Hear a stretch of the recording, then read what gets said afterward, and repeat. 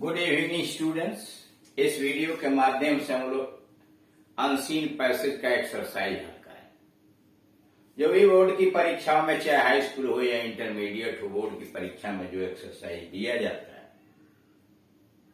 वो प्रारंभ में उसमें लिखा होता है read the following passage carefully.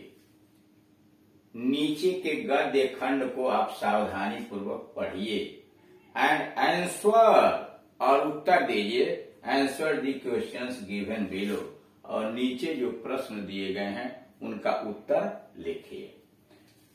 अब यहां पैसेज है डिस्ट्रक्शन ऑफ फॉरेस्ट, वनों का विनाश। डिस्ट्रक्शन ऑफ फॉरेस्ट, वनों का विनाश has a major impact on the productivity of our cropland. कारण वनों का विनाश हमारे फसल वाले भूमि के उत्पादन पर विपरीत प्रभाव डालता है, बहुत अधिक प्रभाव डालता है।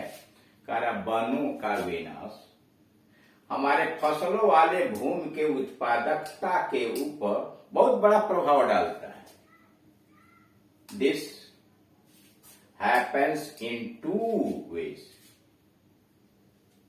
और यह दो तरह से, दो तरीके से घटता है। सॉइल इरोशन, मिट्टी का कटाव।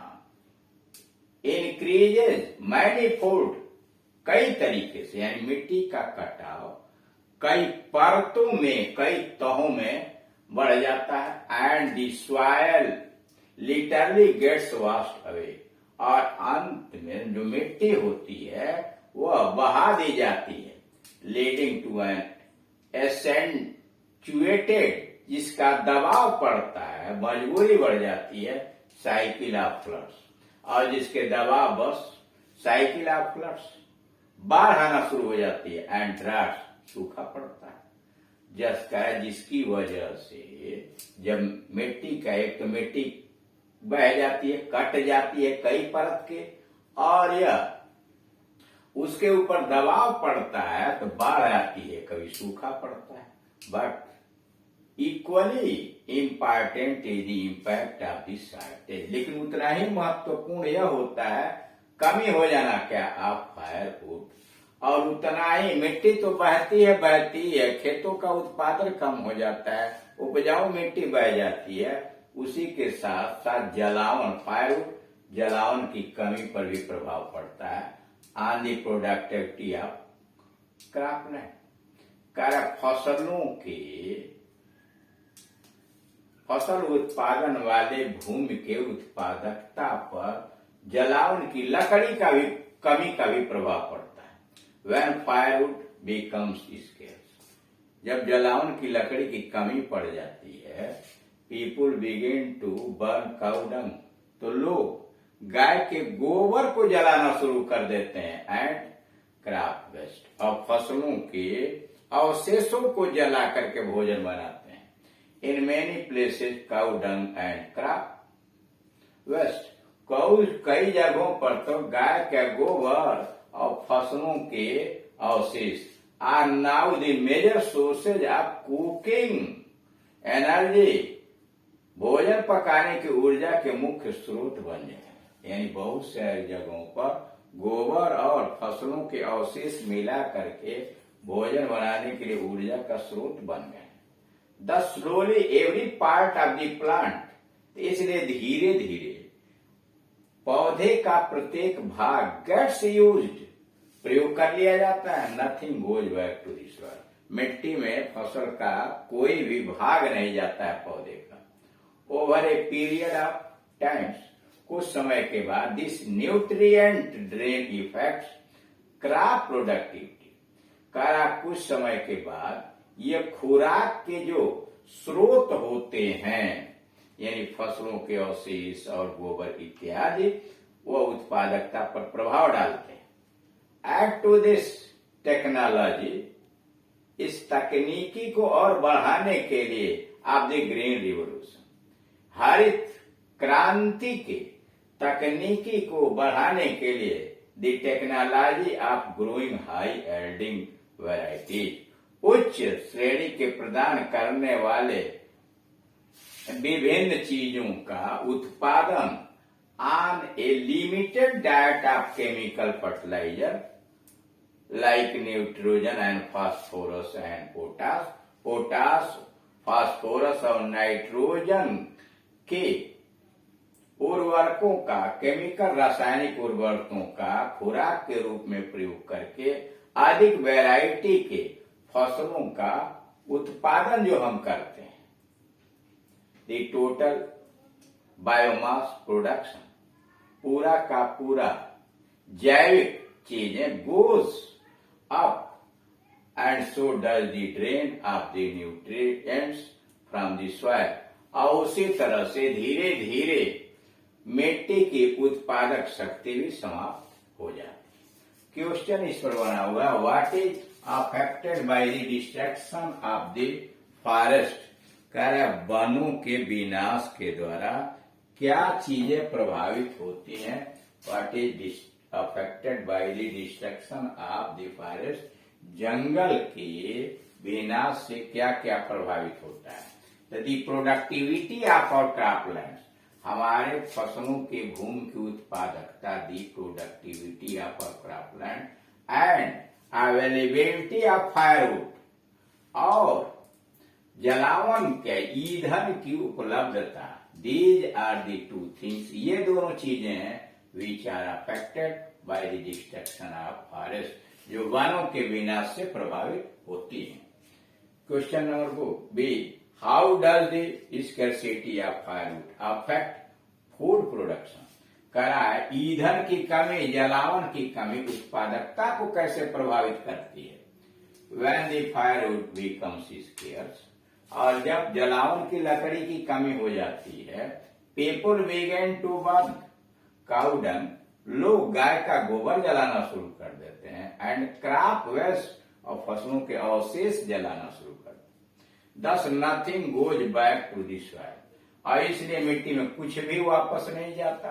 And this affects food productivity, और यह खाद्य उत्पादकता को प्रभावित कर देता है।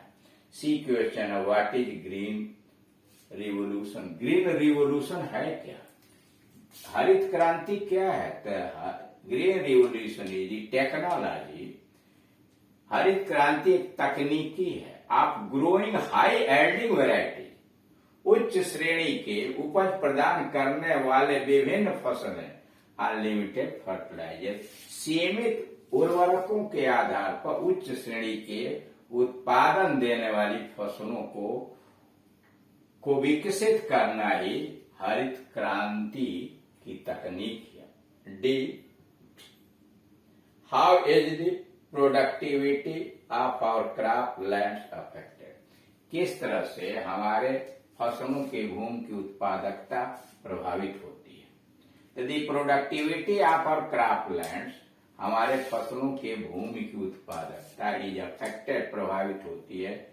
इन टू वेज, दो तरह से। First, the soil gets washed away, पहला मिट्टी बह जाती है। Secondly, the nutrient power of soil, और दूसरा मिट्टी की जो उत्पादक शक्ति होती है बिकम्स वीक, कमजोर पड़ जाती है। अब आइए ई का पहला, find out a word from the passage which is synonym of really, यानी पैसेज से रियली का समानार्थी ढूंढिए। तो the word literally is a synonym of really, literally वास्तविक रूप से, शाब्दिक रूप से, कारण लिटरली जो है रियली का समानार्थी है। दूसरा, select A word from the passage which has the similar meaning of effect, paragraph से ढूंढिए कि जिसका अर्थ इफेक्ट हो, यानी इफेक्ट वाले शब्द की तरह से ही आप दूसरा शब्द ढूंढिए, उसका पर्यायवाची ढूंढिए। तो द इम्पैक्ट, प्रभाव, has the similar meaning of effect, impact जो है इफेक्ट के समान अर्थ रखता है। और तीसरा, find out a word from the passage which is an antonym to abundant, abundant का विलोम अर्थ वाला शब्द ढूंढिए। द वर्ड स्केयर्स, स्केयर कमी is the antonym of abundant. Scarce शब्द जो है वो एबंडेंट प्रचुर का विलोम है। इस तरह से आप देख रहे हैं किसी भी पैसेज को हल करने के लिए विशेषता यह होनी चाहिए कि आप सावधानी पूर्वक पैसेज को पढ़ लीजिए। जो भी पैसेज आया हुआ है उसको पहले एक बार सरसरी निगाह से पढ़ लीजिए, फिर क्वेश्चंस को पढ़ लीजिए पूछ क्या रहा है, और तब क्वेश्चंस को बारीकी से पढ़ के और फिर दोहरा के पैसेज पर जाइए और देखिए कि उस प्रश्न का उत्तर किन लाइनों में, किस सेंटेंसेज में दिया हुआ है, कहां से वो बनाया जा सकता है। जहां दिया हो बगल में आप उसके संकेत अपना 1 2 लिख लीजिए कि क्वेश्चन नंबर 1 का उत्तर यहाँ है, क्वेश्चन नंबर 3 का उत्तर यहाँ है, क्वेश्चन नंबर 4 का उत्तर। कि जब आप लिखना शुरू करें तो उसमें आपको परेशानी न हो। अब किसी पैसेज को आसानी से कैसे हल करते हैं, उसकी क्या विधियां हैं, क्या तौर तरीके हैं, क्या सावधानी बरतनी चाहिए, इससे संबंधित वीडियो 1 से लेकर 3 और 9 से लेकर 15 के बीच में 10 वीडियो अपलोड किए जा चुके हैं। आप उसे देखिए, समझने का प्रयास कीजिए कि पैसेज हल करते समय क्या क्या सावधानियां बरतनी चाहिए, कैसे गद्य खंड को पढ़िए, क्वेश्चन वर्ड से बनने वाले शब्दों पर ध्यान दीजिए। ये सारी बातें वहां दी गई है, उसे पढ़िए और उसे समझिए। और अगर कोई परेशानी खड़ी होती है तो इस दिए गए मोबाइल नंबर के ऊपर आप कॉल करके हमसे आप संपर्क कर सकते हैं और अपनी समस्या का समाधान कर सकते हैं। इसके अलावा अन्य कोई ग्रामर पोर्शन आप पढ़ना चाहते हैं, जैसे हाई स्कूल इंटरमीडिएट का कोई grammar, active, passive, direct, indirect, synthesis, transformation, syntax, interrogative, negative, कुछ भी, तो आप यूट्यूब पर जाइए और वहां टाइप कीजिए KD Singh and Gunjan English coaching. क्या पढ़ना चाहते हैं, सिंटैक्स या सिंथेसिस, वह भी टाइप कीजिए, आपको सारे वीडियो उपलब्ध हो जाएंगे। उन्हें पढ़िए, समझने का प्रयास कीजिए। और अगर कोई समस्या खड़ी होती है तो आप इस नंबर पर कॉल करके अपनी समस्या का समाधान करा सकते हैं। Thank you.